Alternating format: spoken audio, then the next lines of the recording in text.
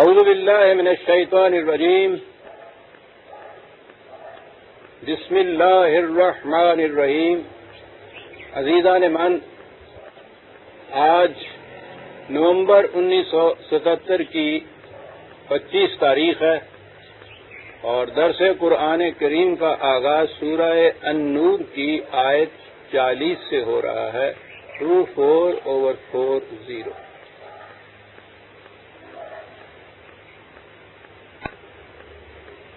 پچھلے جمعہ کو جشن قرآن عظیم کے سلسلے سے خصوصی درس تھا، اس لیے وہ جو مسلسل درس چلا آ رہا تھا اس میں ناغہ ہو گیا تھا.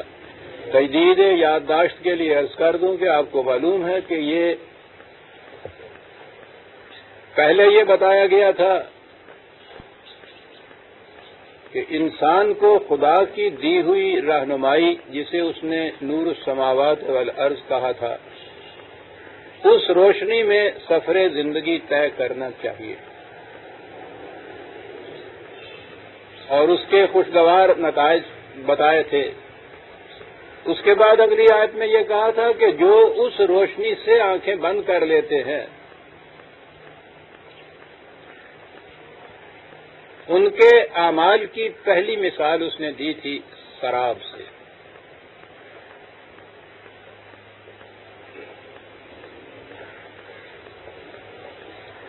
جو لوگ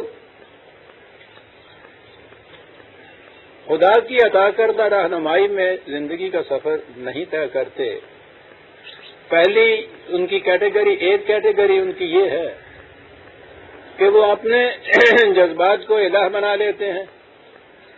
اور اس نے کہا یہ تھا کہ پھر شدت جذبات میں کیفیت یہ ہوتی ہے کہ ریت بھی پانی کا چشمہ بن کے دکھائی دیتی ہے. کوئی شے اپنی اصلی حیت میں اس کے سامنے آتی نہیں، وہ غلط فہمی میں مبتلا ہو جاتا ہے، خود فریبی میں مبتلا ہو جاتا ہے. وہاں اس نے بتایا تھا کہ اگر وہ ذرا بھی کھڑا ہو کر اپنی عقل و فکر سے ہی کام لے لے تو وہ دلائل کی روح سے بھی اس نتیجے پر پہنچ سکتا ہے کہ یہاں پانی نہیں ہو سکتا، کیونکہ یہ تو چٹریل میدان ہے، یہاں سبزی کا رویدگی کا نام و نشان بھی نہیں ہے، اس لیے یہاں اتنا لمبا چوڑا پانی کی جھیل کیسے ہو سکتی ہے. لیکن شدت جذبات کی کیفیت یہ ہوتی ہے کہ پھر عقل و فکر بھی موقوف ہو جاتی ہے. تو پہلی کیٹیگری تو یہ ہوئی کہ عقل و فکر تو ہے لیکن شدت جذبات کی وجہ سے ان سے کام نہیں لے سکتا انسان. ساری دوڑ دھوپ، ساری تگ و تاز، ساری سعی و عمل رائے گاہ جاتی ہے اور آخر میں جا کے وہ دیکھتا یہ ہے کہ جسے پانی سمجھا تھا وہ تو ریت کی دھوکہ دینے والی چمک تھی. اس کے بعد دوسری کیٹیگری، وہ دوسرا گروہ سامنے لاتا ہے ان لوگوں کا کہ جو جہالت میں ڈوبے ہوئے ہوتے ہیں.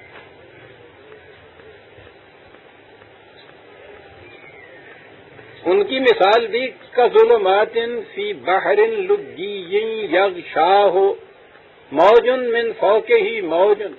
من فوقہ سحاب ظلمات بعضها فوق بعض اذا اخرج یدہ لم یکد یراہ. اگلا ٹکڑا جو ہے وہ میں بعد میں عرض کروں گا. کہا کہ یہ دوسری کیٹیگری یا دوسرے گروہ کے لوگ وہ ہیں جن کے اعمال میں متعلق یوں سمجھو تاریکیاں ہیں، ایسی تاریکیاں کہ پہلے تو جیسے سمندر کی تہ میں باہر کی روشنی قطعاً نظر نہیں آتی، اور پھر سمندر بھی ساکن نہیں ہے، موج در موج، کہ اگر پانی کی ایک سطح پرے ہٹتی ہے تو اس کے بعد اس سے دگنی چوگنی تہ اور اس کے اوپر آ جاتی ہے. اوپر آسمان میں روشنی تو ہوتی ہے لیکن اس سورج کے آگے تاریک گھٹا ٹوپ بادل آ جاتے ہیں، اس روشنی کو بھی وہ روک دیتے ہیں. اندازہ لگائیے اس تاریکی کا، سمندر کی تہ، اوپر تو بر تو، موج در موج تاریکیاں، پھر باہر گھٹا ٹوپ اندھیرا. ان تاریکیوں کے اندر کہا کسی دوسری چیز کا نظر آنا تو ایک طرف، انسان کو خود اپنا ہاتھ بھی نظر نہیں آتا. جہالت کی تو بر تو تاریکیوں کی یہ مثال دی قرآن نے. وہاں چمک تھی دھوکہ دے دینے والی، جس سے فریب کھا جاتا ہے انسان، نگاہیں خیرہ ہو جاتی ہیں. یہاں چمک کی وجہ سے خود فریبی نہیں، تاریکیوں کے اندر ڈوبا ہوا ہے. اور سب سے بڑی چیز اس تاریکی کی یہ ہے کہ خود اپنا آپ بھی نظر نہیں آتا. یہ ہے اصل چیز جو یہاں کہی گئی.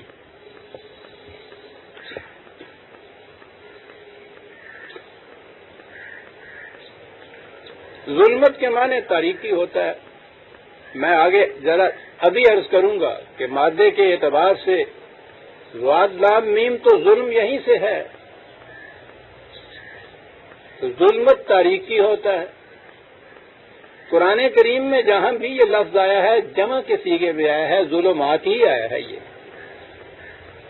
نور اس کے مقابلے میں روشنی کو کہتے ہیں، اور وہ ہر جگہ واحد کے صیغے میں آیا ہے.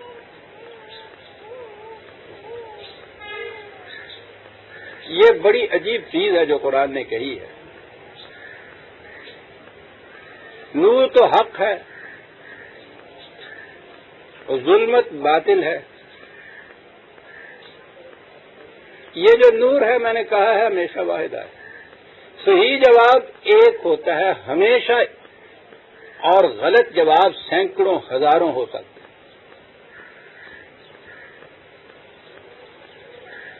صحیح جواب دو ہو ہی نہیں سکتے. وہ جمع تو ایک طرف تسنیہ کے صیغے میں بھی نہیں آ سکتا.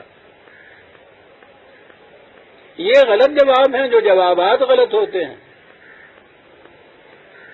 صحیح نشانہ تو ایک ہوتا ہے، اور جب صحیح نشانہ مس کر جائے تو اس کے بعد پھر ہزاروں نشانے ہوتے ہیں. یہ وجہ ہے کہ نور تو ہر جگہ واحد کے صیغے میں آیا ہے قرآن میں، اور جہاں اس نے تاریکی کا ذکر کیا ہے تاریکیاں کہا ہے. اس کی بڑی مختلف قسمیں ہوتی ہیں تاریکیوں کی.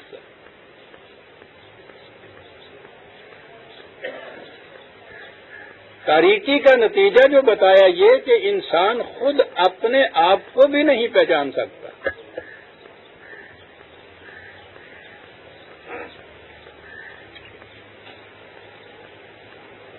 میں نے کئی بار یہ عرض کیا کہ قرآن کریم کی تعلیم کا ملخص یہ ہے کہ وہ انسان کو اس کے صحیح مقام سے آشنا کر دیتا ہے.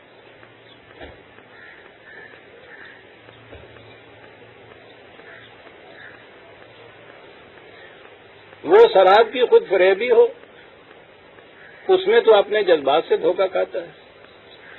اور یہ جو تاریکیاں جہالت کی بتائی ہیں اس میں وہ خود فراموش ہو جاتا ہے، اپنے آپ کو بھی نہیں پہچان سکتا. اور یہ وہ تاریکیاں جس متعلق کہا کہ وہ موج در موج طے در طے اس کے اوپر آتی چلی جاتی. مذہب کی دنیا میں یہ تاریکیاں کیا ہیں؟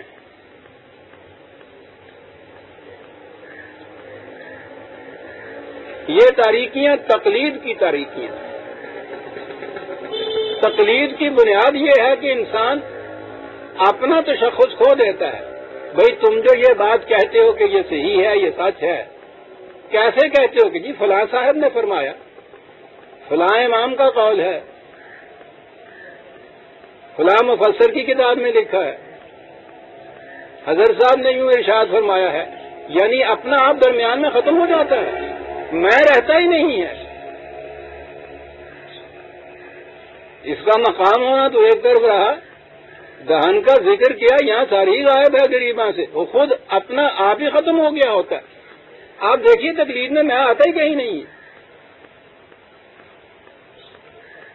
بلکہ یہ اس میں اگر کہا جائے کہ اس کے بعد میری یہ رائے ہے تو وہ ملحد اور بے دین ہو جاتا ہے۔ جتنی زیادہ سندیں یہ کوٹ کرتا چلا جائے گا اتنا ہی بڑا عالم کہلائے گا، یعنی جتنا جاہل سے اجہل ہوتا چلا جائے گا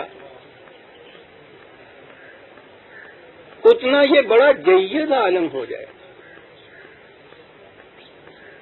یہ جو قرآن نے کہا تھا نا کہ تاریکی کی تہ در تہ تاریکی، یہ وہ تاریکی ہے جس کی سند ان کے ہاں ہوتی ہے تواتر، توارث۔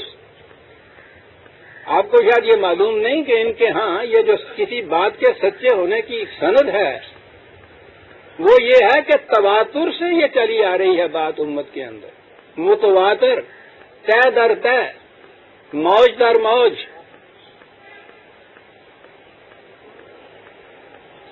اور وہ پھر جتنا تواتر جتنا لمبا ہوتا چلا جائے اتنی ہی اس کی سچائی اس بات کی پختہ ہوتی چلی جاتی ہے۔ یعنی پہلا جھوٹ اگر 5، 7، 10 تہوں کے نیچے آ جائے یا آگے بڑھ جائے تو وہ پھر سچ ہو جاتا ہے۔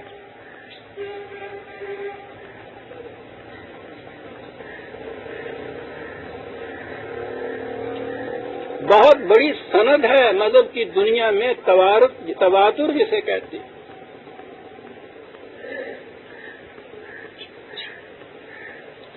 اسلاف میں سے بھی کسی ایک سلف کا قول نہیں وہ بیان کرتے، اسلاف کا مسلک یہ ہے، بہت سے اس کے اندر تہیں ہونی چاہیے نا ظلمات کی۔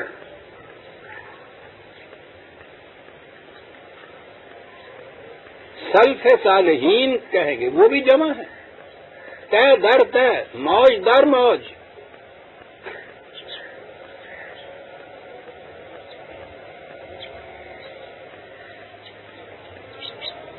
کسی بات کے متعلق ان سے یہ پوچھ لیجئے، کوئی فتویٰ ان سے مانگ لیجئے، آپ دیکھیں گے کہ اس میں یہ ان اسلاف کے اقوال نقل کرتے چلے جائیں گے، اور سند یہ ہوگی کہ پھر تواتر سے یہ چیز آئی۔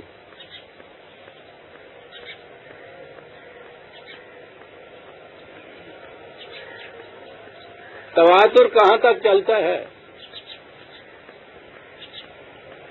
قرآن کریم کے احکام کو منسوخ کر دیتا ہے تواتر۔ یوں ہی ایک مثال میں عرض کرتا ہوں، میرے ساتھ تو یہ چیز ہوتی چلی آ رہی ہے۔ قرآن کریم میں وصیت کے متعلق واضح حکم ہے کہ ہر شخص اپنے پورے مال میں وصیت کر سکتا ہے جس کے جی میں چاہے۔ ہمارے ہاں کی شریعت میں کہا یہ جاتا ہے کہ یہ وصیت صرف 1/3 مال میں کر سکتا ہے، اور وہ بھی اپنے ورثاء میں سے کسی کے حق میں نہیں کر سکتا۔ تو یہ تو قرآن کریم کے صریحاً خلاف ہوئی یہ بات۔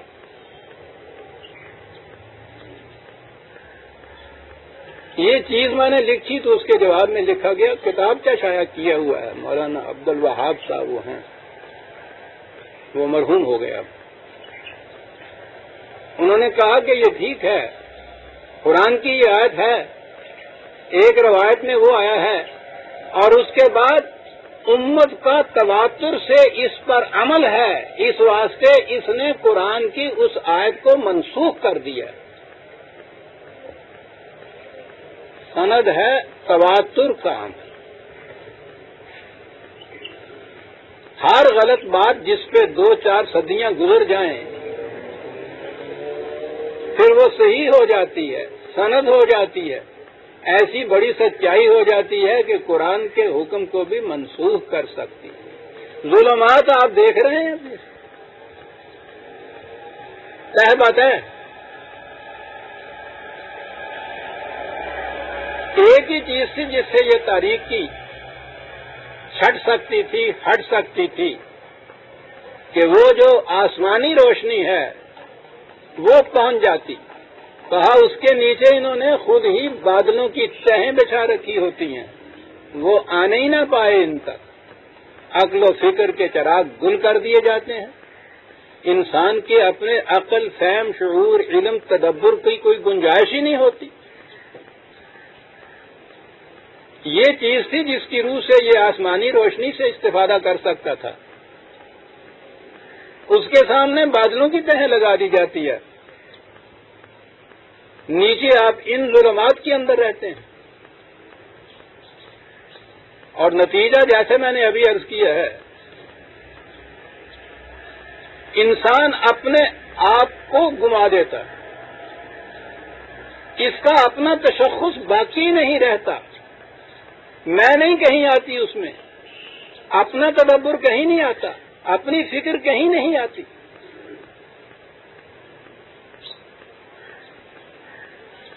اور سب سے بڑا عذاب نہیں، سب سے بڑی تعزیر جو قرآن نے بتائی وہ یہ، فَلَا تَكُونُوا كَالَّذِينَ نَسُوا اللَّهَ فَأَنسَاهُمْ أَنفُسَهُمْ. ان لوگوں کی طرح نہ ہو جانا کہ جنہوں نے خدا کو فراموش کیا. تو خدا کو فراموش کیا کرنا تھا، وہ خود فراموشی میں مبتلا ہو گئے. فَأَنسَاهُمْ أَنفُسَهُمْ، اپنی ذات کے منکر ہو گئے،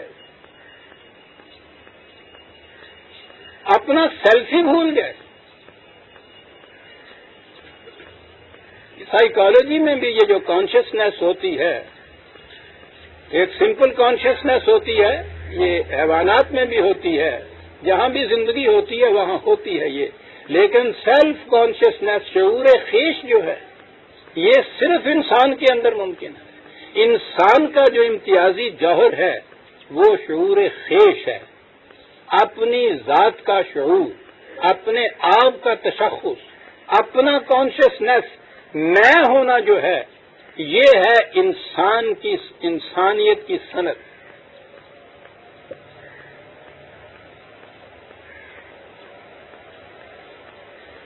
قرآن کہتا ہے کہ خدا کو بھلا دینے کا، فراموش کر دینے کا فطری نتیجہ یہ ہے کہ انسان اپنی ذات کو بھلا دیتا ہے، خود فراموشی ہو جاتی ہے، میں اس کا رہتا ہی نہیں درمیان میں.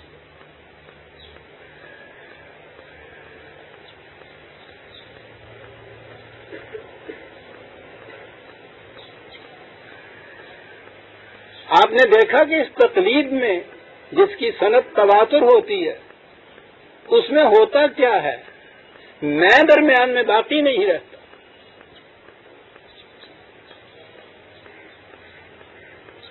تو جب یہ اس کی انا، اس کی خودی، اس کی ذات، اس کا سیلف باقی نہ رہے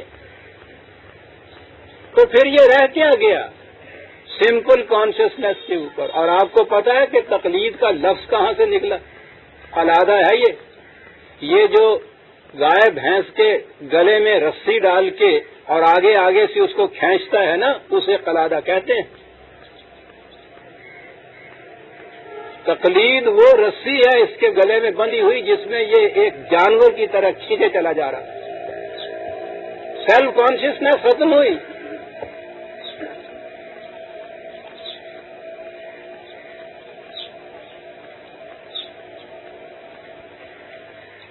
بینی جہاں رہا خود را نہ بینی، تا چند ناداں غافل نشینی. خود را نہ بینی، سب سے بڑی چیز یہ ہے کہ قرآن انسان کو اس سے سیلف سے آشنا کراتا ہے.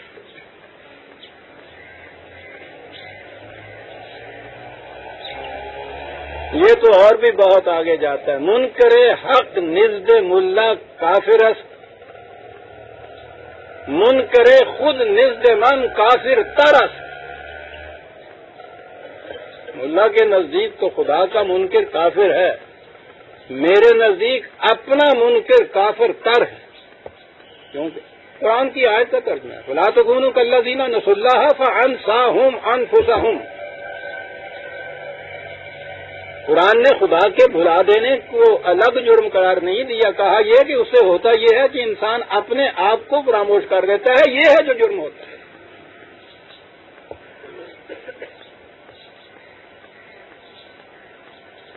اقبال کا تو سارا پیغام ہی اسی چیز کا ہے، سیلف جسے کہتے ہیں، خودی جسے اس نے کہا ہے. شاخ نہال سدرائی خارو خسے چمن مشاؤ. کیا بات ہے، تو سدرا کی شاخ، سدرا کے درخت طیب کی شاخ ہے، اتنی بلندیوں پہ ہے، باغ کا خار و خس کیوں بن جاتا ہے؟ منکر او اگر شدی منکر خیشتن مشو، اس کا انکار بھی اگر تم نے کر دیا ہے، اپنا انکار نہ کر،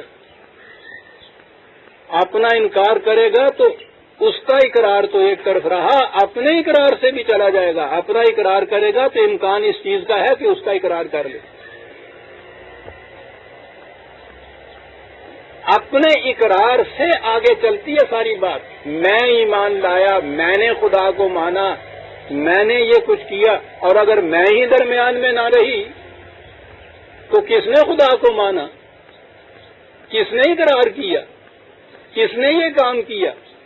وہ تو میں ہی ہے نہیں۔ بہت بڑی چیز ہے یہ۔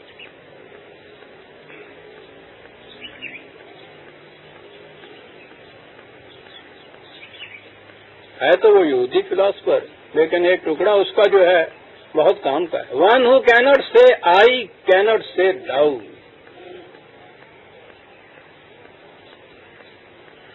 جو میں نہیں کہہ سکتا وہ تو بھی نہیں کہہ سکتا۔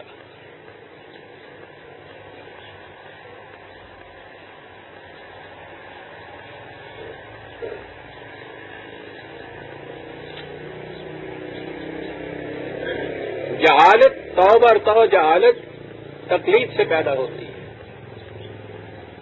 تقلید کے معنی یہ ہیں کہ انسان اپنی ذات کو ختم کر دیتا ہے۔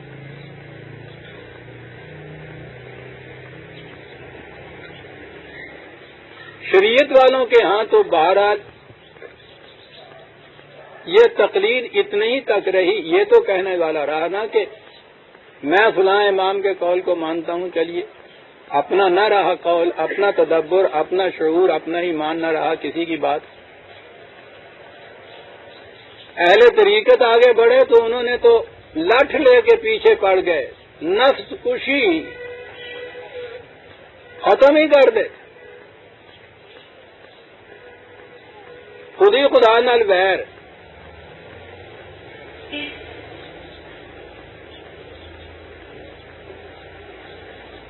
وہ خود ہی کے پیچھے لٹ لے کے پھر ختم ہی کر دیا جائے۔ ان کے ہاں مقام سب سے بڑا فنا کا مقام ہے۔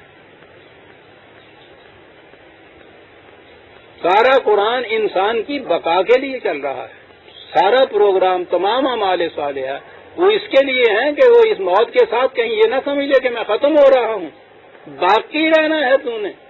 وہ کہتے ہیں انتہائی منزل اس کی یہ ہے فنا ہو جانا، عشرت قطرہ ہے دریا میں فنا ہو جانا۔ کیا بات ہے، عشرت قطرہ، یعنی وہ قطرہ ہی باقی نہ رہا تو وہ عشرت کس کی ہے؟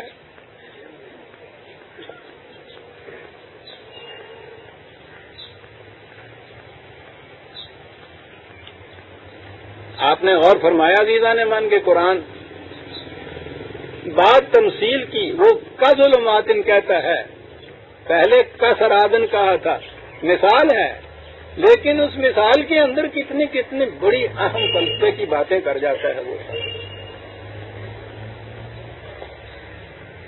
میں نے کہا تھا کہ یہ ظلمات جو ہے، ظلمت واحد ہے، اس کی قرآن میں کہیں نہیں آیا، تو اس کی بنیاد تو ظلم ضاد لام میم ہے۔ اگرچہ ظلم ایک الگ موضوع ہے، لیکن بات کیونکہ آ گئی ہے اس کے مادے سے میں عرض کر دوں کہ مادے کے اعتبار سے ظلم کے معنی ہے کہ جس چیز کو جہاں ہونا چاہیے وہ وہاں نہ رکھی جائے۔ کہتا ہوں اتنی جامع یہ ڈیفینیشن ہے، یہ پتہ نہیں یہ عرب بدھو کہاں کیسے پہنچے تھے ان حقائق پر۔ جہاں کوئی شے ہونی چاہیے وہ وہاں نہ ہو۔ ایک تو یہ چیز ہے کہ ایک چیز کو بلند مقام پہ ہونا چاہیے، اس کو نیچے لگا دیجیے، یہ ظلم تو ہم آپ سب سمجھتے ہیں، ٹھیک ہے، اس کو پس درجے پہ لے آئے، اس کا جو صحیح مقام ہے اس سے چھین کے نیچے لے آئے۔ کہتے تھے کہ نیچے جس کو رہنا چاہیے اس کو اونچا کر دینا یہ بھی ظلم ہے۔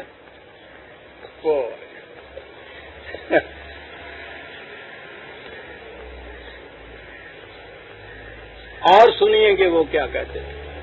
میں عرض کہتا ہوں کبھی باہر میں کیا کروں، ہر بار یہی میں کہتا ہوں کہ کبھی فرصت ہوگی، کبھی نصاب آئے گا تو میں بتاؤں گا ان عربوں کے ہاں کے یہ مادے کے اعتبارات سے جو انہوں نے معنی لیے ہوئے ہیں کس کس طرح استعمال کرتے تھے. ہمارے یہاں تو ظالم وہ ہے نا جو پھاڑ کھاتا ہے. ٹھیک ہے، یہ ظلم ہے. وہ کہتے تھے من استرع الذئب فقد ظلم، جس نے بھیڑیے کے متعلق یہ سمجھ لیا کہ یہ ریوڑ کا رکھوالا بنے گا وہ ظالم ہے. یہ ظالم ہے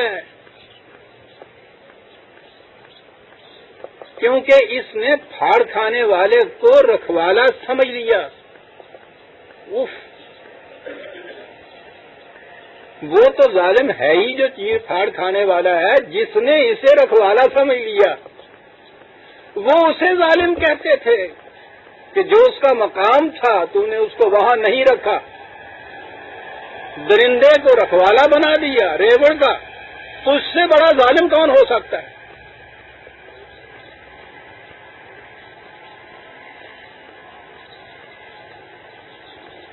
دیکھتے ہیں یہ زبان اور دیکھتے ہیں وہ لوگ کہ جنہوں نے اس زبان کو باندھ کے یہاں تک وہ لائے تھے، اور پھر دیکھتے ہیں کہ قرآن نے اس زبان کا انتخاب کیوں کیا تھا. اس کے لیے کہاں تک ان کی نگاہ گئی ہوئی تھی؟ کہیں ہے اس کی اور مثال ملتی ہے آپ کو کہ بھیڑیوں کو ریوڑ کا رکھوالا بنا دینے والا وہ ظالم ہے، اس کو رکھوالا سمجھ لینے والا ظالم ہے. کہا یہ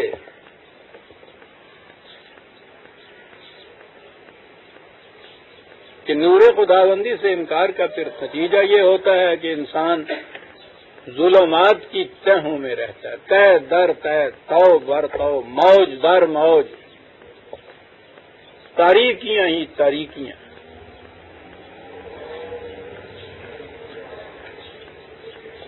می تراشد فکر ماں ہر دم خدا وندے دیگر. یہ ہیں وہ لوگ، میری فکر ہر وقت ہر دم ایک نیا خدا تلاش لیتی ہے. رست از یک بند تا افتاد در بندے دیگر. ایک بندن کہیں کوئی ٹوٹ جاتا ہے تو وہ ایک اور بندن ہوتا ہے جس کو وہ ڈال دیتا ہے. اور کیا، وہ جو ٹوٹی ہوئی زنجیر کے ٹکڑے ہوتے ہیں مرغان عقیدت سے انہیں کو چن کے پھر سے زنجیر بنا کے اپنے گلے میں اس کو ڈال دیتا ہے. ان کے نزدیک سب سے بڑا ملحد، بے دین، ظالم، فاسق، فاجر وہ ہے جو ان کی پہنی ہوئی زنجیروں کو کسی طرح توڑنے کے لیے ہاتھ اٹھائے.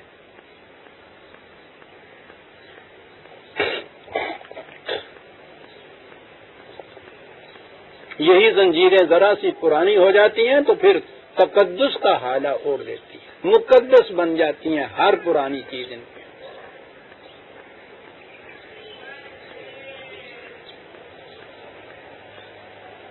یہ ہے ظلمات جس کے اندر پھر یہ لوگ زندگی بسر کرتے ہیں.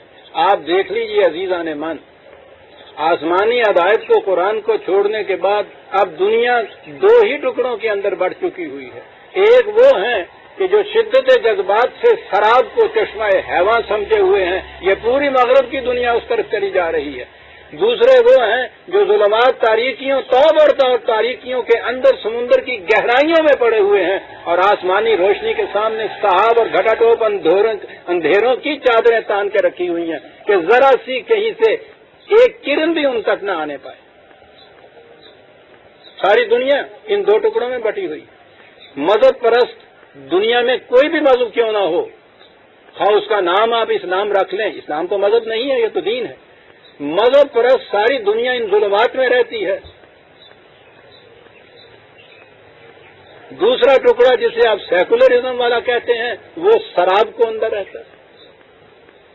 اور اسی لیے اس نے کہا، میں نے کہا تھا نا کہ آخری ٹکڑا آخر میں پیش کروں گا، وَمَن لَّمْ يَجْعَلِ اللَّهُ لَهُ نُورًا فَمَا لَهُ مِن نُور.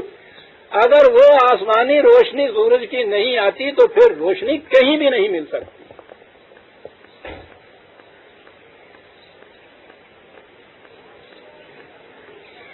دیکھ لیجئے ساری دنیا آپ کے سامنے ہے. بذام خیش خدا کے ماننے والے بھی اور خدا کے منکر بھی. اگر وہ روشنی نہیں ہے کہیں اور روشنی نہیں مل سکتی. آگے چلیے.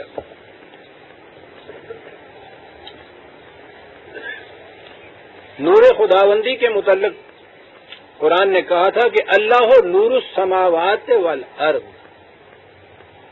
ارض انسانوں کی دنیا تھی، سماوات خارجی زندگی.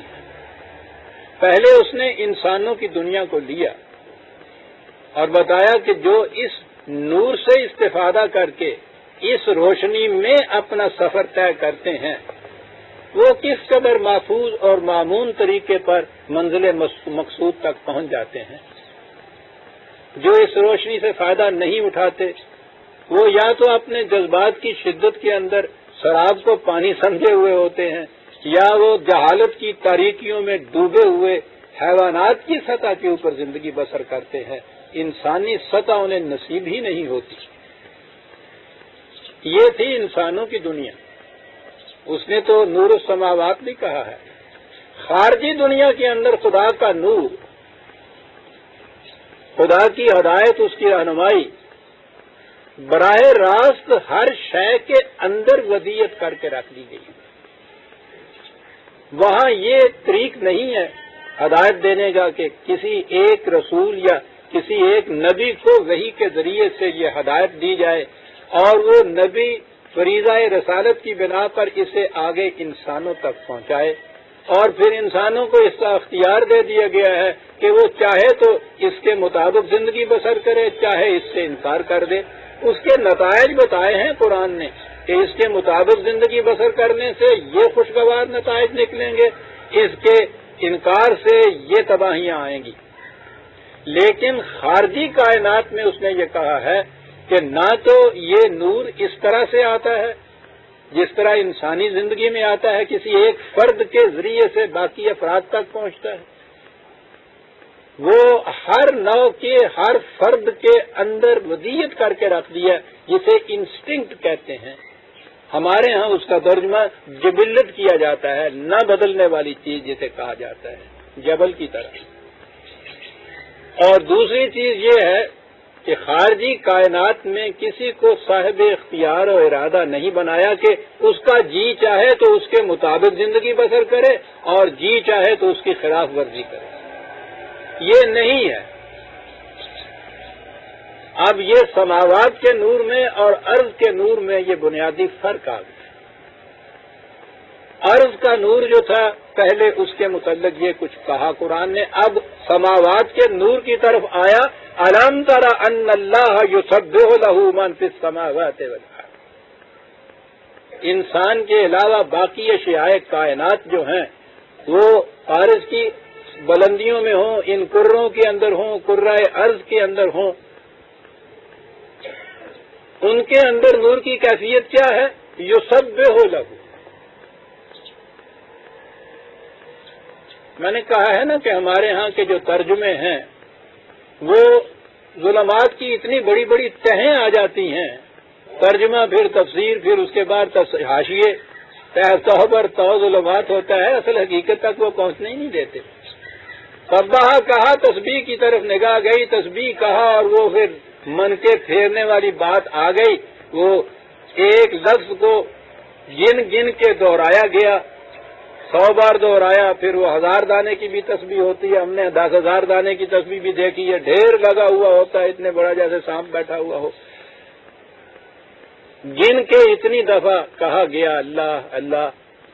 میں نے ایک سے کہا تھا کہ سب سے زیادہ تو یہ جو فقیر مانگنے والا ہوتا ہے، اللہ کے نام کے اللہ بھلا کرے گا، صبح سے شام تک اللہ اللہ کہتا چلا جاتا ہے اور بھیک مانگتا چلا جاتا ہے. اگر اس لفظ اللہ کو دہرانے سے ہی یہ سب کچھ حاصل ہوتا ہے تو اس سے بڑا تو اللہ کا نام دہرانے والا کوئی اور ہے ہی نہیں. ٹٹو کو مانگ کے جان سارے تسبیح پھیرنے والے کا وہی حال ہوگا.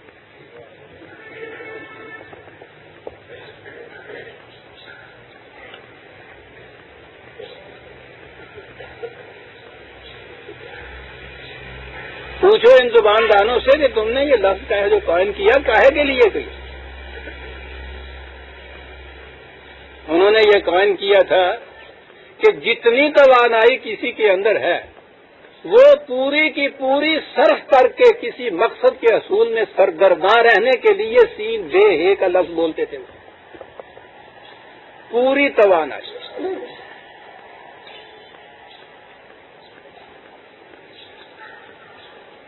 گھوڑے کی وہ چال جس میں وہ پورے دونوں پاؤں پھیلا کے آگے پھینکتا ہے وہ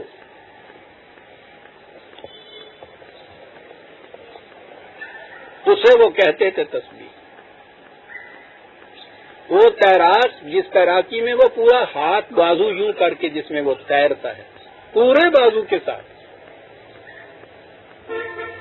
اگر تیراکی کی دوسری قسم ہے جس میں وہ یہ نہیں کرتا تو اس کے لیے یہ لفظ نہیں آتا. ان کے ہاں تو ایک ایک چیز کے لیے 100 لفظ ہوتے تھے. یہ جس میں وہ پورا ہاتھ پھیلے وہ تھی تسبیح. جس میں وہ گھوڑا پورے دونوں پاؤں اپنی ٹانگیں آگے پھیلا کے بھاگے وہ تھی تسبیح.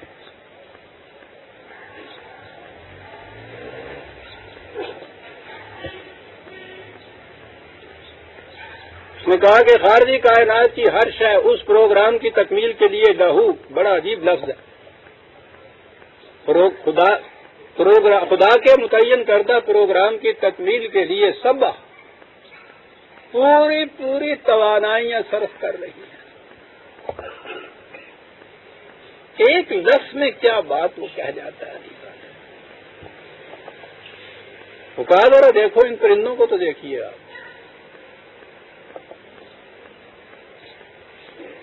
یعنی ویسے اس پرندے کو کبھی تول کے دیکھیے اور فضا میں یوں اسی طرح سے پر باندھ کے چھوڑ دیے وہ ٹھہر ہی نہیں سکتا. وہ ہوا سے بھاری ہوتا ہے لیکن اس کے بعد پر پھیلائے ہوئے اس کو دیکھیے سارا دن وہ اس فضا میں اڑتا رہتا ہے. اور اس کے اندر وہ جو ودیت کر کے رکھ دی گئی ہے شے اپنی منزل کو پہچاننا اڑتا ہے وہ اس فضا کے اندر جہاں کسی سڑک کے نشان کا ہونا تو ایک طرف رہا. کوئی روخی نہیں ہوتا کوئی سمتی نہیں ہوتی فضا کے اندر. میلوں نکل جاتا ہے اس کے اندر. کبھی کوئی پرندہ اس کے بعد شام کو واپسی کے وقت اپنے گھونسلے کو نہیں بولتا.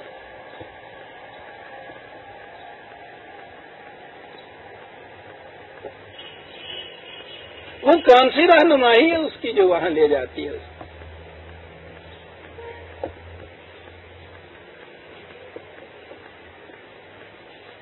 یہ ہے وہ نور خدا بندی. کبھی غلط راستے پہ وہ نہیں چلتا. صحیح راستے کے اوپر پھر وہاں آ جاتا ہے. اقبال نے خدا کی رہنمائی میں چلنے والی جو قوم امت تھی امت مسلمہ اس کے متعلق کہا تھا نا کہ پرت در وسط گردوں یگانا. یہ آسمان کی خلا میں فضا میں تہنائیوں میں اڑتی ہے یگانا.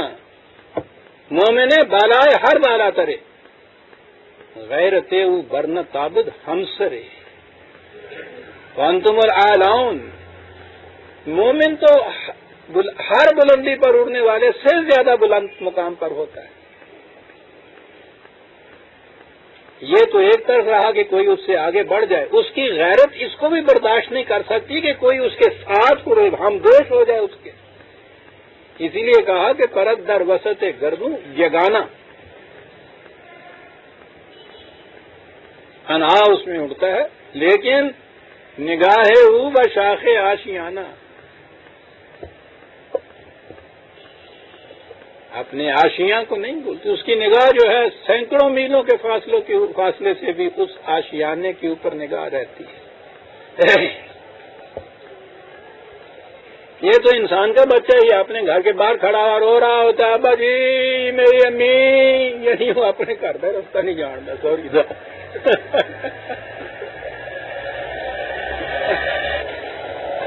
بچے کی بات پہ تو ہنسے اپنے آپ پہ ہم نہیں ہنسے. ہمیں اپنا گھر کبھی یاد ہی نہیں آتا ساری عمر.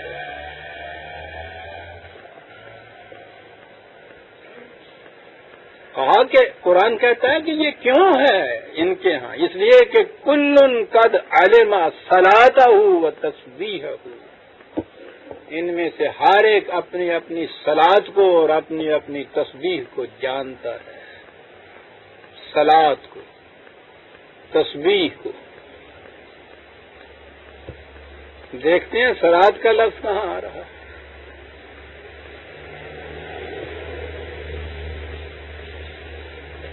صلات ہے یہ لفظ.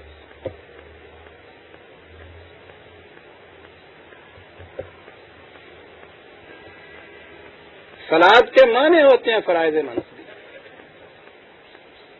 قانون کے اتباع. ان میں سے ہر ایک جانتا ہے کہ میرا فریضہ منصبی کیا ہے، اور اس فریضے کے حاصل کرنے کے لیے مجھے کس طرح تگ و تاز کرنا ہے، سرگرداں رہنا ہے، وہ دائرہ عمل میرا کون سا ہے. ان میں سے ہر ایک اسے جانتا ہے.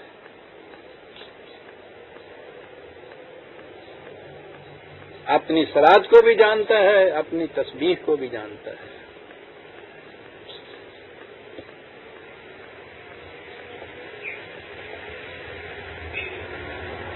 اب اس صلات کو آپ ٹھیک ہے ترجمہ کر کے اور اس کا مفہوم صرف یہ نماز لے لیجئے تو اتنی سی بات ہو گئی جو مسجد کی چار دیواری میں جو آپ کرتے ہیں. یہ جو اس کے بعد آپ کی زندگی کا اتنا لمبا چوڑا دائرہ ہے، اس کے اندر پھر صلات نہیں آپ کی آتی. تسبیح تو اس سے بھی سمٹ جاتی ہے. گوشے میں بیٹھ کے تسبیح کرتے ہیں، لیکن سنا یہ ہے کہ وہاں عرب کے اندر یا شاید عراق کے اندر ان ممالک میں ان کی کیفیت یہ ہے کہ وہ تسبیح جو ہے وہ گوشے میں نہیں کرتے. جیسے چھڑی ہاتھ میں ہوتی ہے اس طرح سے تسبیح ہاتھ میں ہوتی ہے. جھوٹ بولے جائیں گے، فریب دیے چلے جائیں گے، تسبیح پہ گھٹا گھٹ ہوتا چلا جائے گا آٹومیٹک. اس میں سیل لگا رکھا ہوتا ہے.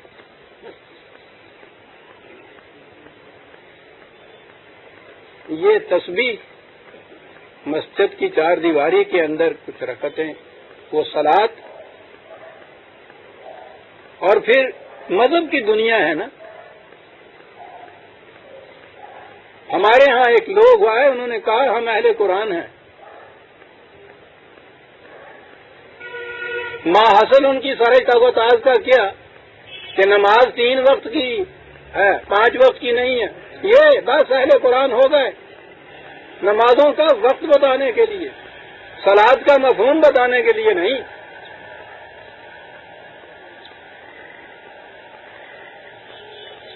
مذہب میں ہوتا یہ ہے پھر حرکات و سکنات جو محسوس اور مرئی ہوتی ہیں بس وہاں تک نگاہ جاتی ہے، مفہوم اور مقصد کی طرف نگاہ اٹھتی نہیں. پوچھو تو صحیح کہ یہ قد علم کل قد علم صلاتہ، ان میں سے ہر پرندہ ہر شے خارج کی اپنی صلات جانتی ہے. پوچھو انہوں نے کنیاں رکعتاں پڑھ دینے.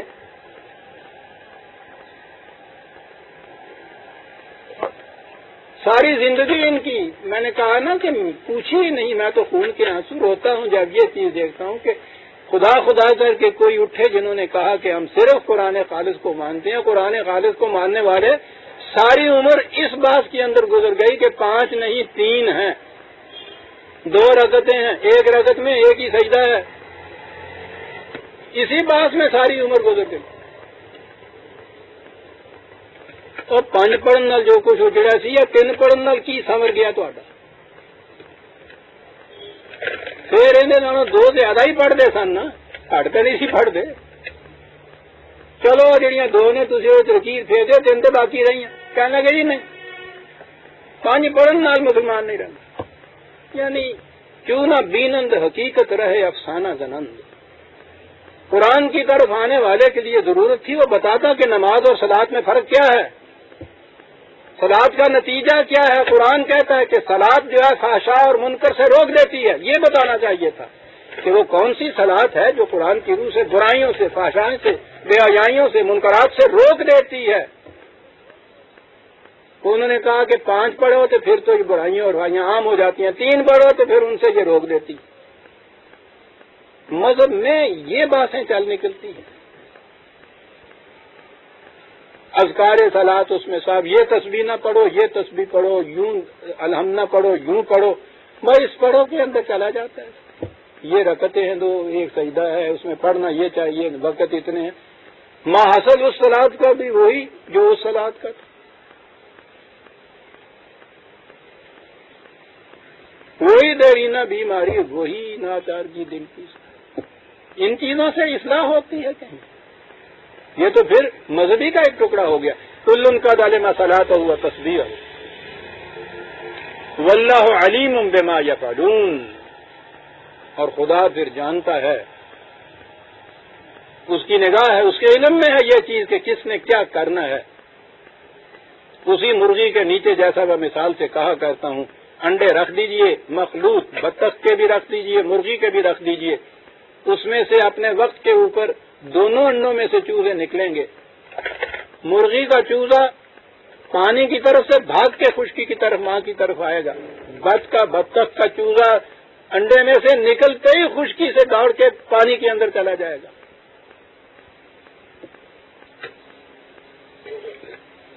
ان کے سارے ابتدا سے، پیدائش کے ساتھ سے ہی یہ نور خداوندی کا اتباع کرتے ہیں۔ وہ جانتا ہے کہ یہ کیا کر رہے ہیں۔ اور اس کے بعد اس نے کہا کہ اس کو کیا کہتے ہیں، وَلِلَّهِ مُلْكُ السَّمَاوَاتِ وَالْأَرْضِ وَإِلَى اللَّهِ الْمَصِيرُ۔ یاد رکھو، قانون تو خارجی کائنات ہو یا انسانوں کی زندگی دنیا، اس میں قانون تو خدا ہی کا قانون ہے۔ وہ تو خدا کے سوا کسی دوسرے کے قانون کا اتباع نہیں کرتے۔ انسان یہ کچھ کرتا ہے اور اس نے کہا یہ کر کے دیکھ لے۔ ہر طرف سے ناکامیوں، نامرادیوں، تباہیوں، ہلاکتوں کے بعد اس نے ادھر آنا ہی ہو، اس کے سوا چارہ نہیں ہے۔ اور مثال خارجی کائنات کی طرف آ رہا ہے نا قرآن۔ یہاں تو وہ مثال دی تھی، اس نے پرندوں کی مثال دی تھی یا بہت حیوانات کی مثال دی تھی۔ أَلَمْ تَرَ أَنَّ اللَّهَ يُجْزِي سَحَابًا ثُمَّ يُؤَلِّفُ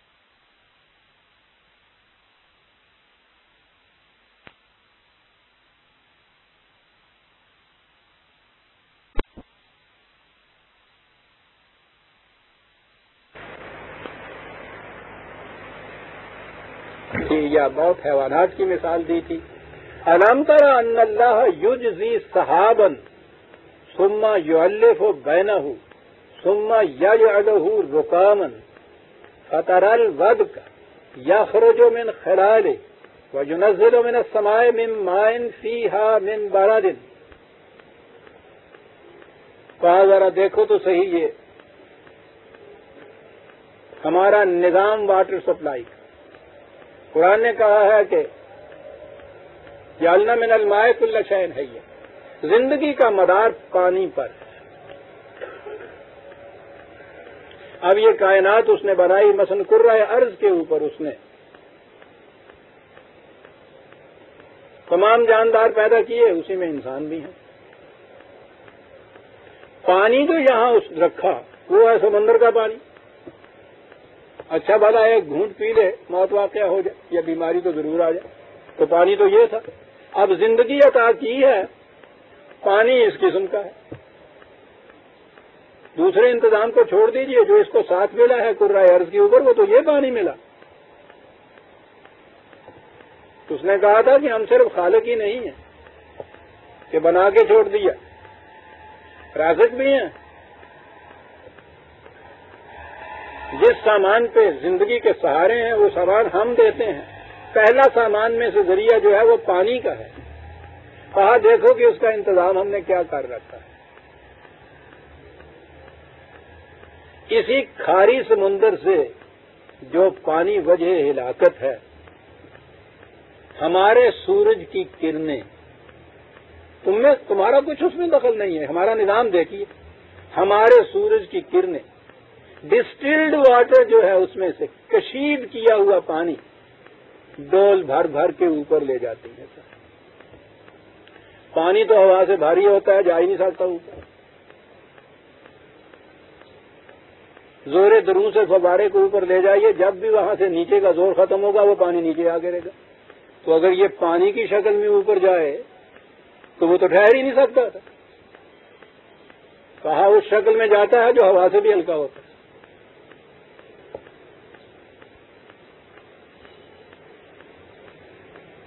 اوپر جاتا ہے تو الگ الگ حصے ہوتے ہیں، پھر آہستہ آہستہ ہم ان کو چلاتے ہیں تو وہ ساتھ ملتا ہے تو زیادہ دبیز اور گہرا ہوتا چلا جاتا ہے۔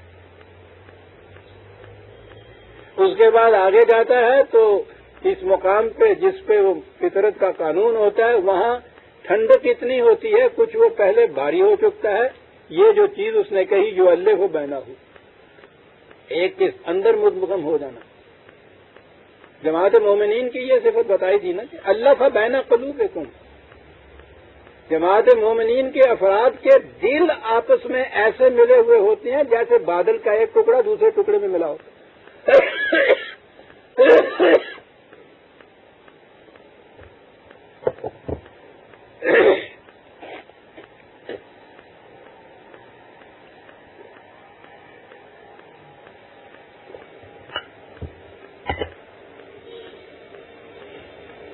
وہاں یہ بھاری ہو جاتا ہے۔ ٹیمپریچر ایک خاص ٹیمپریچر کے اوپر تو پانی جو ہے بھاپ بنتا ہے، پھر ایک خاص ٹیمپریچر کے اوپر وہ ٹھنڈا ہو جاتا ہے۔ ٹھنڈا ایسا ہو جاتا ہے کہ وہ پھر بھاپ پانی کی شکل اختیار کرتی ہے، ہوا سے بھاری ہوتا ہے، وہ نیچے اترتا ہے۔ کہا یہ تو وہ ہو گیا کہ ایک دم سے بارش ہو گئی، اتر گیا اوپر سے، وہ پھر بادل اس وقت ختم ہو گئے تو پھر اس کے بعد پانی کی ضرورت ہے۔ یہ مستقل واٹر سپلائی کیا ہے؟ کہا اس کے بعد اسی میں سے ہم ایک حصہ جو باقی ہوتا ہے پہاڑیوں کی چوٹیوں کے اوپر برف کی شکل میں رکھ دیتے ہیں، permanent reservoir, overhead water tanks, کہ جب سردیاں ختم ہو جاتی ہیں، گرمیاں آ جاتی ہیں، پانی کی زیادہ ضرورت ہوتی ہے، وہی ہمارا سورج جو سمندر سے اس طرح سے اڑا کے لے جاتا ہے، وہ اس منجمد پانی کو پگھلا کے پانی بنا کے تمہارے لے آتا ہے آگے۔ اور ایسا صاف اور شفاف پانی تو کہیں ملتا ہی نہیں۔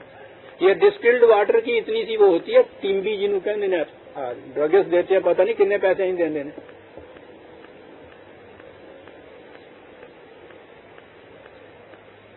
ڈسٹلڈ واٹر چلا تمہارے ہر گھر کے سامنے سے، جسے اس نے سلسبیل کہا ہے، راستہ چلتا جاتا ہے، سل آواز دیتا جاتا ہے کہ جس کو ضرورت ہے آ جاؤ، پال لو اپنا ڈول بھائی، لائے اپنی دیکھی بھائی، سلسبیل کیا بات ہے۔ جنانی خود پوچھتا جاتا ہے، کہاں کوئی پانی کی لوڑ تو نہیں آگی، اور سبیل چلتا جاتا ہے۔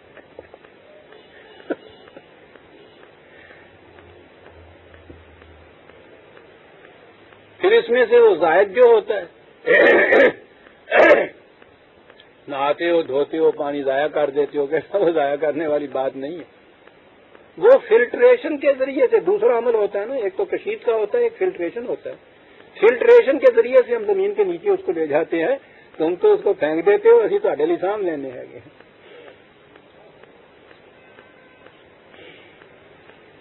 پھر وہ وہاں جمع کر دیتے، وہ محفوظ رہتا ہے اوپر کی تمام کثافتوں سے، غلاظتوں سے، ٹھنڈا رہتا ہے حرارت سے۔ جب جی چاہے پھر تمہیں کچھ کھودنا پڑتا ہے صرف، پھر اس میں سے نکالتے چلے جائیں۔ کہتا ہے نہ سمندر کا پانی انکار کرتا ہے کہ میں اوپر نہیں جانا چاہتا، نہ وہ جو کرنیں لے جاتی ہیں وہ ان کو اپنے لیے سنبھال لیتی ہیں کہ صاحب ابھی دوئے کیوں تھے، یہ سارے گھر کیوں نہ رکھ لئی، پرسنل پراپرٹی۔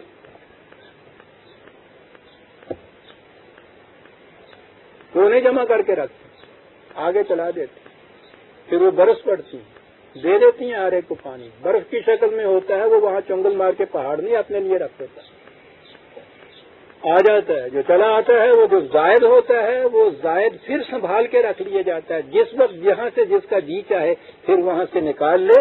فَيُصِيبُ بِهِ مَن يَشَاءُ وَيَصْرِفُهُ عَن مَن يَشَاءُ۔ اب یہاں یہ صورت ہے کہ اب تمہارا مقام آیا، تم میں سے جو چاہے اس سے یوں فائدہ اٹھا لے، جو چاہے روح گردانی کر دے، اب پانی اس کے منہ میں خود نہیں جائے گا۔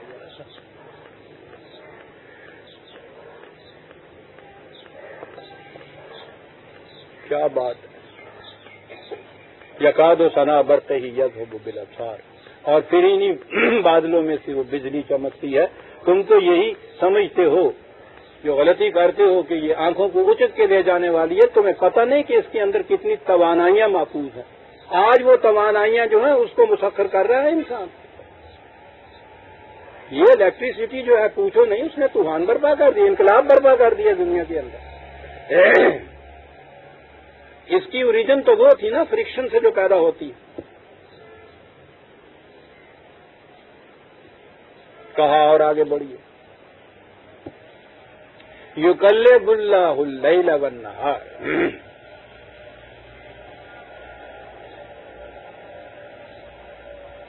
دن کو الٹتے ہیں تو رات آ جاتی ہے، رات کو یوں الٹ دیتے ہیں۔ اندازہ لگائیے کرۂ ارض کی گردش سے رات اور دن کے اختلاف کا نام انقلاب یا تقلیب یا الٹ دینا رکھنا،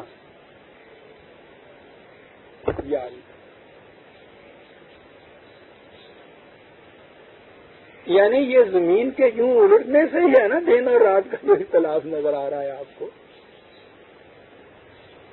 اور الٹنا ایسا کہ پتہ ہی نہیں چلتا اوپر والوں کو یا نیچے والوں کو کہ یہ کس وقت یہ انقلاب آ گیا۔ ذہنی انقلاب ایسے ہی آیا کرتا ہے، وہ تو فساد ہوتا ہے، آتا کچھ نہیں ہے، دعائی نہیں پہنچایا گا۔ یقلب اللیل والنہار، اور یہ قرآن کریم نے یہ اختلاف لیل و نہار کو من آیات اللہ کہا ہے، یہ بڑی اہم چیز ہے۔ پھر میں عرض کروں گا کہ میں کیا اس وقت سمجھاؤں۔ ٹائم یا جسے وقت کہتے ہیں، جسے زمان کہتے ہیں، یہ بہت بڑی چیز ہے، ہم تو سمجھ ہی نہیں سکتے اس کو۔ لیکن یہ وقت کے ماپنے کا پیمانہ ہوتا ہے۔ آج جمعہ ہو گیا جی، 25 تاریخ ہو گئی، کیسے ہو گیا؟ کل رات تک جمعہ رات تھی، ہم نے کہا تھا، پھر رات درمیان میں آ گئی، اس کے بعد پھر اگلی صبح ہوئی جسے ہم کہتے ہیں اگلی صبح۔ یہ درمیان میں رات آئی ہے تو اگلی صبح ہے نا، رات نہ آئے اگلی صبح ہی نہ آئے، دوسرا دن ہی نہ چڑھے، تاریخ ہی نہ بدلے، نہ ہی تسی ہور نہ رکھ سکو۔ کتنا آسان کر دیا اس چیز کو۔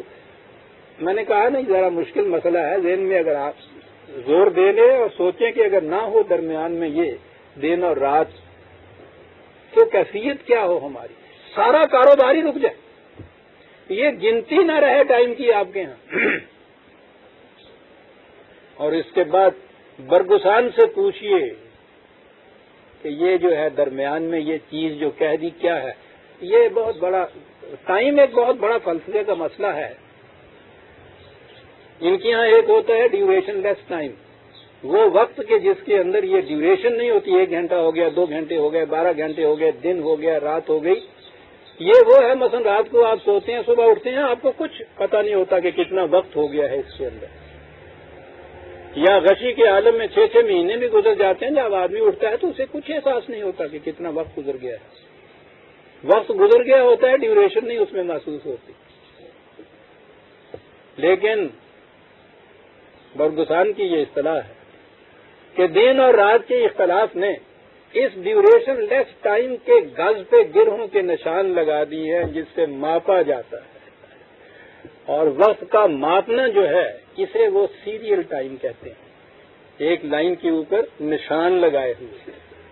کہا یہ نشان جو لگے ہیں وقت کے گز کے اوپر، اس سے یہ سارا حساب کتاب کا دنیا، انسان کی تمدنی دنیا کا دار و مدار ہے اس گنتی کے اوپر۔ آپ غور کیجئے درمیان میں اگر یہ کہیں گنتی نہ آئے، دنوں کی، تاریخوں کی، وقت کی، مہینوں کی، سال کی، کوئی کام ہی نہیں چل سکتا۔ وہ کہتا ہے، اس نے، یہ لوگ ہیں جو حقیقت میں اپریشیٹ کرتے ہیں اس چیز کو، اس نے کہا ہے کہ یہ جو خدا نے دن اور رات کو من آیات اللہ کہا ہے، یہ بڑی چیز ہے، یہ اختلاف لیل و نہار ہے جس سے duration less time serial time بن جاتا ہے۔ ہم کیا سمجھیں گے کیا کہہ گیا یقلب اللہ اللیل والنہار؟ اور کاہے کے لیے ہے؟ ان فی ذالک لعبرۃ لأولی الابصار. کہا یہ فی ذاتے ہی کوئی بات نہیں ہے کہ یہ دن آ گیا، یہ رات آ گئی، اس کے بعد پھر اور دن آ گیا. عبرت کہتے ہیں کسی ایک محسوس شے کے اوپر کھڑے ہو کے بڑی حقیقت تک پہنچ جانا. یہ پل کو عبور کرنا آپ ہے نا، یہ وہیں سے ہے. یہ عبرہ پل کو کہتے ہیں. پل کیا ہوتا ہے؟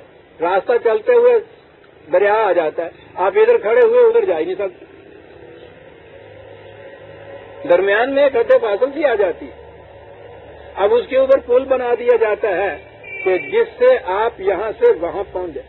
جہاں پہنچنا ہے آپ نے ادھر سے وہاں پہنچ جاتے ہیں. دیکھیے یہ عربی زبان ہے ان عربوں کی.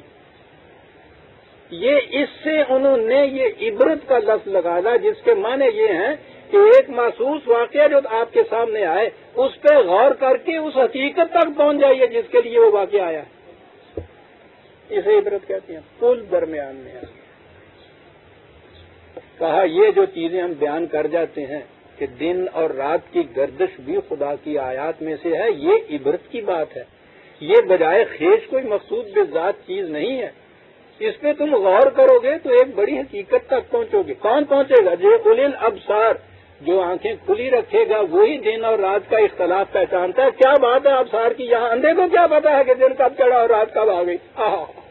عبرۃ لأولی الابصار. واہ واہ واہ واہ واہ. جو مثال رات اور دن کی دی ہے عزیزان من، اس مثال محسوس مثال میں بھی جو آنکھیں بند کیے ہوئے اندھا ہے اس کو نہیں فرق نظر آ سکتا کہ جائے کہ اس محسوس مثال سے بسیط حقیقت تک پہنچنے کے لیے وہ کہتا ہے جو آنکھیں بند کرتا ہے عقل و فکر کی اس کی سمجھ میں بات نہیں آ سکتی. یہ عبرت ہے، عبرت کا لفظ.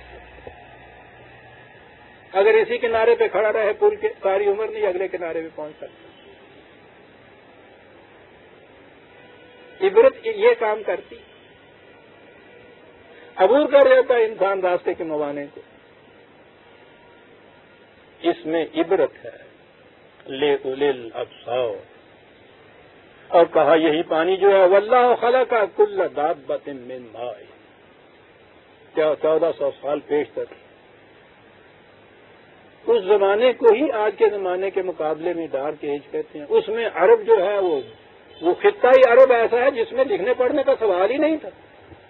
ایجوکیشن تو بڑی چیز ہے، لٹریسی، یہ لکھنا پڑھنا جسے آپ کہتے ہیں نوشت و خواندن وہ کہتے ہیں نا کہ مکے کے اتنا بڑا شہر جو مرکزی مقام تھا اس میں بھی ظہور اسلام سے پہلے 17 آدمی تھے جو لکھنا پڑھنا جانتے تھے.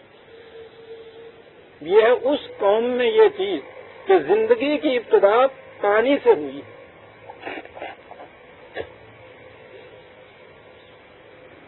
یہاں پہنچ کے 18ویں یا 19ویں صدی میں 18ویں میں کہہ لیجیے اگر کہتے ہیں آپ ڈارون سے جب تحقیق ہوئی ہے کہ لائف کیسے سٹارٹ ہوئی ہے تو وہاں سے یہ بات پہنچی ہے نا کہ پانی سے اس کی ابتدا ہوتی. پانی میں جب یہ مٹی ملتی ہے آپس میں کوئی ایسی شے جس میں لائف نہیں ہوتی وہ شے جب پانی کے ساتھ ملتی ہے تو طین لازب بنتی ہے، چپ چپی مٹی. اس پہ جب حرارت پڑتی ہے تو اس میں سے جرثومہ ایک نکلتا ہے، وہ لائف کی ابتدا ہوتی ہے. وہ 1400 سال پہلے کہہ رہا کہ ہر ذی حیات جو ہے اس کی ابتدا زندگی کی پانی سے ہوئی.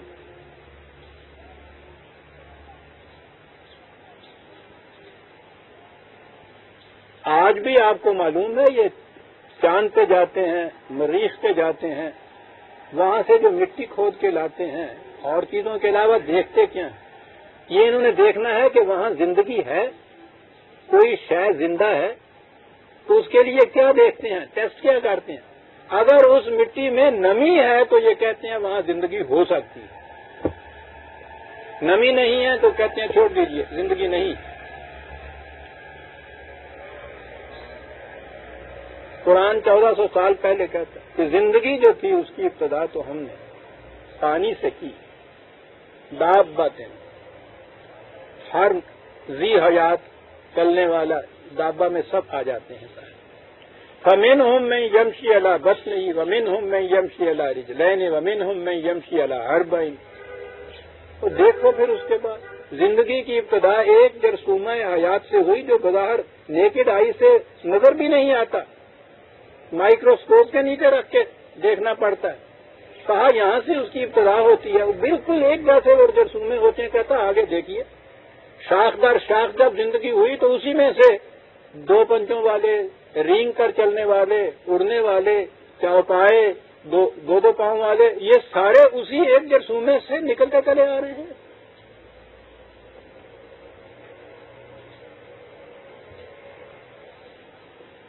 کہا یہ ہے اس کا قانون.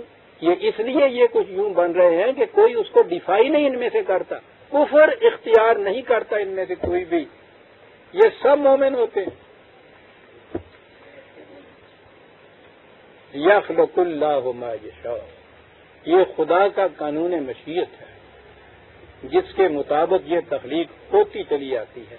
لیکن وہ پھر یہ نہیں ہے ما یشاء کہنے کے بعد کہا کہ وہ ٹھیک ہے ہم کہتے ہیں بھائی وہ دو لتا والا بن جائے، دو والا بن گیا، چل دے بٹو چار والا بن جائے. تو دیکھیں مزاری بجٹ بٹو کرتا ہوں ہم اتنے منہ کرتا ہے تو دو لتا ہوں نے تیرے ہم کرتا وہ پھر چار لتا والا آ جاتا ہے. کوئی بوڑھے دو چار لتا رکھی ہوں نے. وہ یہ بات نہیں ہے کہ ہم یوں کرتے ہیں دو ٹانگوں والا ہو جاتا ہے، ہم یوں کرتے ہیں چار والا ہو جاتا ہے. نہیں نہیں نہیں، ماں یہ شاہ سے یہ نہ سمجھ لینا کہ یوں ہی اللہ رغم ہم کہہ دیتے ہیں تو یہ ہو جاتا ہے. ان اللہ علی کل شیء قدیر، ہر شے کے پیمانے اور قاعدے مقرر کیے ہوئے ہم نے.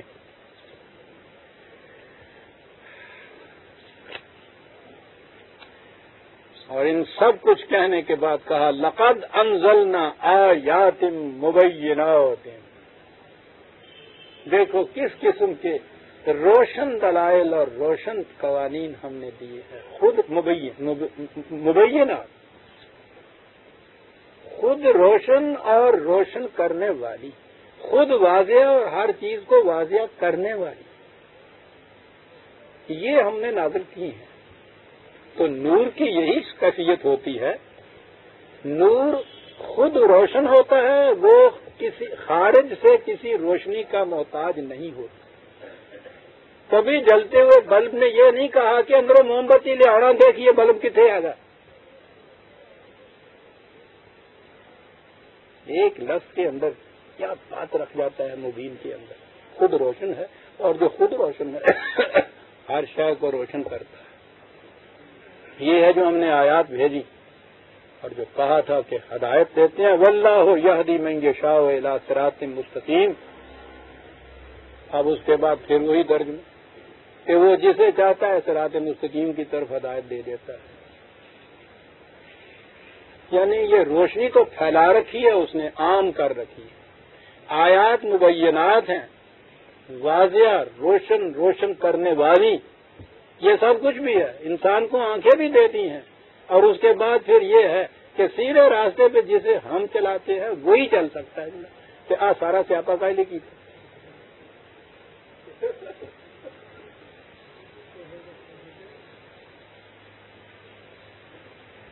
یعنی اگر آخر میں بات اگر یہی ہونی تھی کہ وہی سیدھے راستے پہ چل سکتا ہے جسے ہم چلائیں، تو یہ کیفیت تو اندھے کے متعلق ہوتی ہے نا. اس کی تو آنکھیں نہیں ہوتی اور باہر کی روشنی اسے کوئی کام نہیں دیتی. اسے آپ چلائیں گے تو وہ چلے گا، آپ نہیں چلائیں گے وہ نہیں صحیح راستے پہ چلے گا. تو اندھے کے جب پیدا ہی کیے اندھے سارے، تو پھر روشنی کاہے کے لیے پیدا کر دی؟ غور کیجیے آپ. اندھے کے لیے تو روشنی کی ضرورت ہی نہیں، بیکار شے ہے.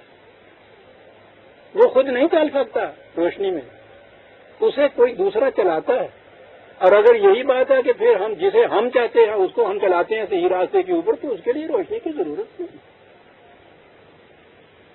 کہا یہ سارا کچھ ہم نے دے دیا، پیدا کر دی. اب اس میں سے جو چاہے صحیح راستے کے اوپر چلے، جو چاہے غلط راستے پہ چلے.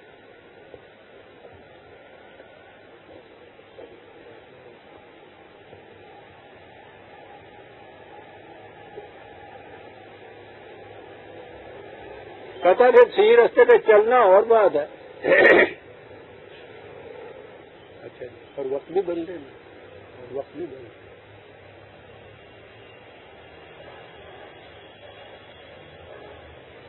کہا بات چلنے کی ہے راستے کے اوپر.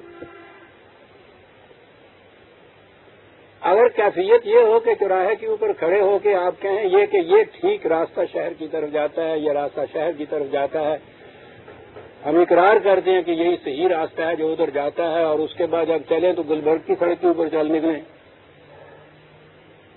تو کہتا بتاؤ اسے یہ صراط مستقیم کیا فائدہ دے؟ آ گیا وہ ہماری طرف. وَيَقُولُونَ آمَنَّا بِاللَّهِ وَبِالرَّسُولِ وَأَطَعْنَا يَقُولُونَ، زبان سے یہ کہہ جائیں خدا پہ بھی ایمان لائے، رسول پہ بھی ایمان لائے، واقعی ہم اس کی اطاعت بھی کرتے ہیں. یقولون کہہ جاتے ہیں، ثم یتولی فریق من بعد ذلک، اور اس کے بعد پھر انہی میں کہو گرو بھی تم دیکھو کہ وہ اعراض برتتا ہے، روگردانی کرتا ہے، یا تولا ہے، اس میں کفر نہیں، کہتا چلا جاتا ہے.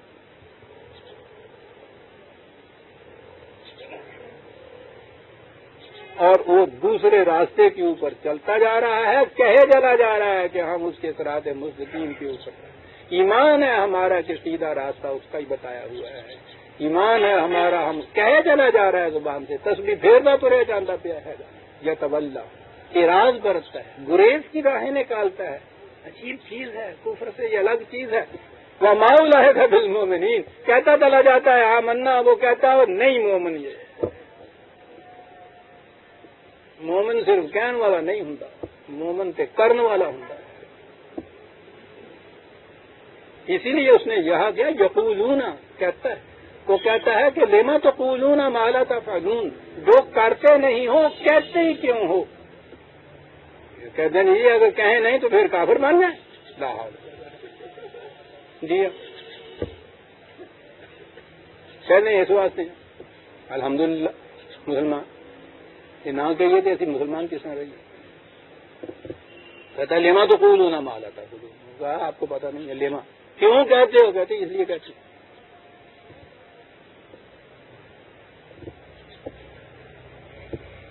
یقولون آمنا باللہ وبالرسول وأطعنا ثم يتولى فريق منهم من بعد ذلك ما أولئك بالمؤمنون. کہا کیا ہم نے کہا؟ یتولی روگردانی کرتے ہیں، اعراض کرتے ہیں، گریز کی راہیں نکالتے ہیں.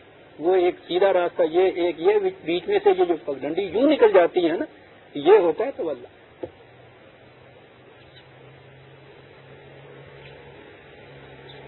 کہا ٹیسٹ کیا ہے اس کا؟ کہا ٹیسٹ صاف ہے. وَإِذَا دُعُوا إِلَى اللَّهِ وَرَسُولِهِ لِيَحْكُمَ بَيْنَهُمْ. ٹیسٹ یہ ہے ایمان کا کہ تمہارے جتنے بھی اپنے اختلافی متنازع فی جتنے معاملات ہوں لِيَحْكُمَ، ان میں فیصلہ کراؤ تم خدا کی اس کتاب سے، خدا کی. یہ ہے ایمان. یہ لفظ گننے کے لیے نہیں دیے، یہ زبان سے دہرانے کے لیے الفاظ نہیں دیے. یہ ہے کفر اور ایمان کا حد امتیاز. وَمَن لَّمْ يَحْكُم بِمَا أَنزَلَ اللَّهُ فَأُولَٰئِكَ هُمُ الْكَافِرُونَ. زبان سے کہتے چلے جائیے خدا پہ ایمان، رسول پہ ایمان، کتاب پہ ایمان. اگر اس کتاب کے مطابق حکومت قائم نہیں ہوتی، فیصلے اس کے مطابق نہیں ہوتے، اسی کو تو کہتا، انہی کو تو کافر کہا جاتا ہے. وہ کہا یہ ہے ٹیسٹ. جب ان کو بلایا جاتا ہے خدا اور رسول کی طرف، کہے کے لیے لِیَحْكُمَ بَيْنَهُمْ،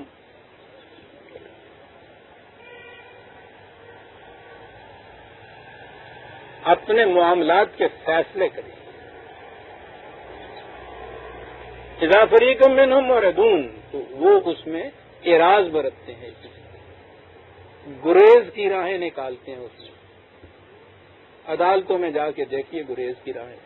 پہلے تو یہ ہوا کرتا تھا کہ بھئی فیصلہ شریعت کے مطابق چاہتے ہو یا رواج کے مطابق؟ کہ جی ساڈے تو رواج کے مطابق کہتے ہیں، ساڈے بزرگوں تو یہ تریا آتا پیا ہے جناب. چلیے جی یہ بات. اب اس کے بعد ذرا سی جھجک پیدا ہوئی تو انہوں نے کہا کہ کوئی بات نہیں ہے، شریعت کے مطابق بھی کہہ دیجئے، یہ بھی قرآن کے مطابق نہیں ہے. آپ کو معلوم ہے کہ فقہ حنفی کے اندر عرف جو ہے، جسے آپ رواج کہتے ہیں، یہ ایک حکم شریعت کا جز گنا جاتا ہے. رواج کے مطابق فیصلہ فقہ حنفی کی روح سے شریعت کے مطابق فیصلہ ہوتا ہے.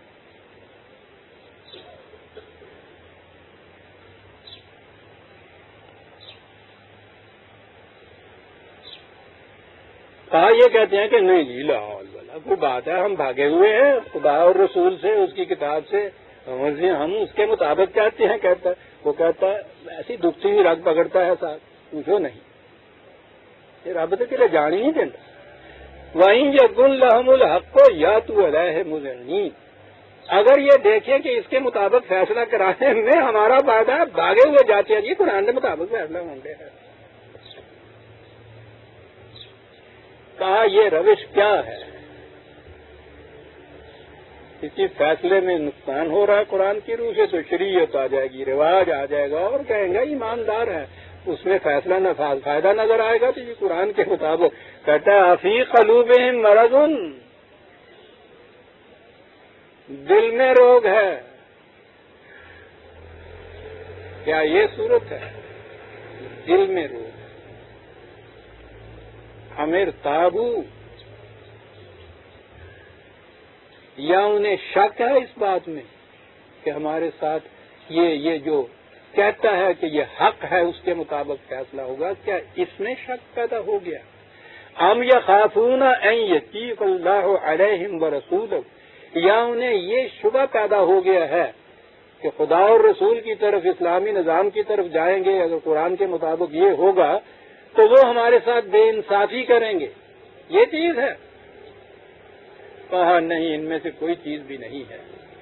بل اولئک هم الظالمون، کہاں ظالمون کا لفظ آ رہا ہے؟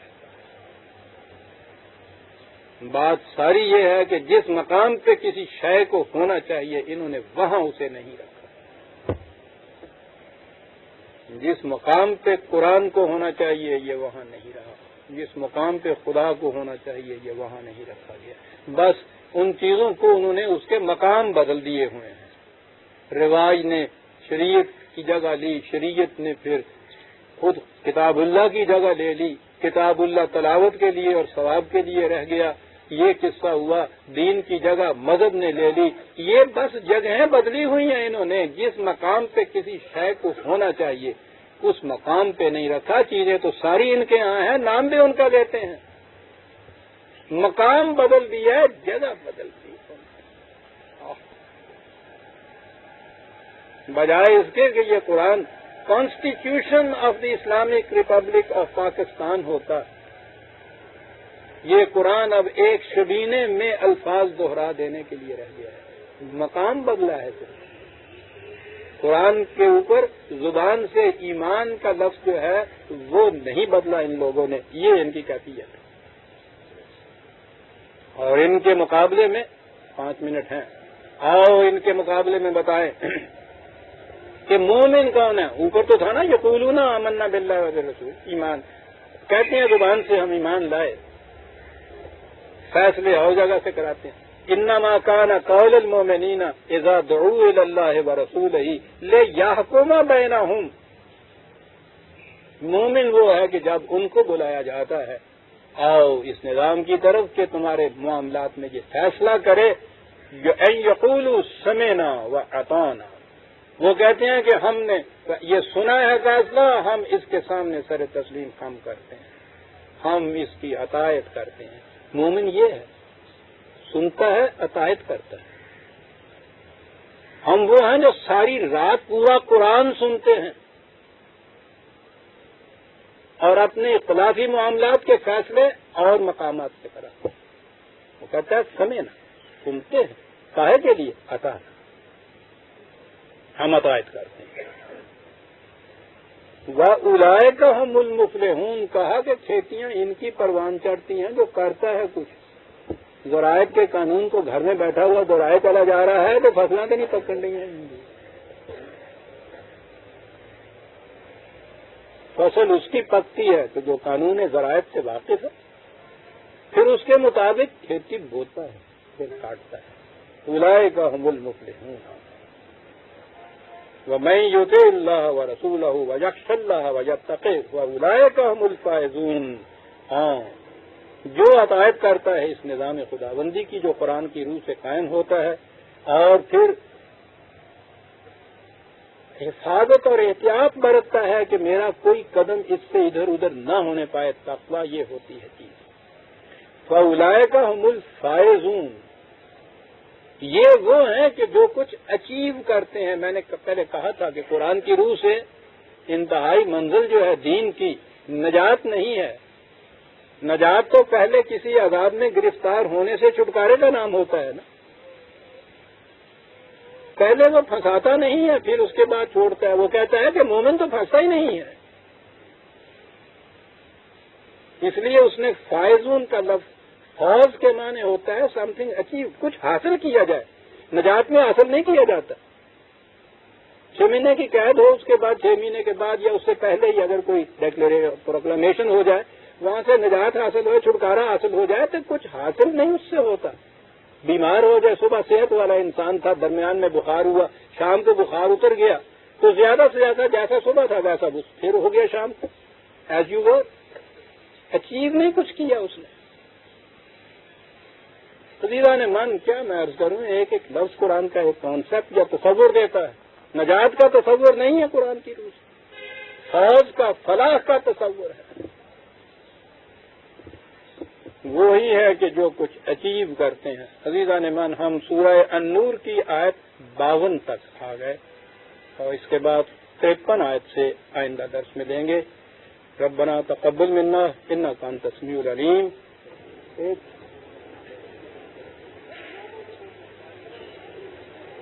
ٹھیک ہے جی. یہ نہیں چل رہا.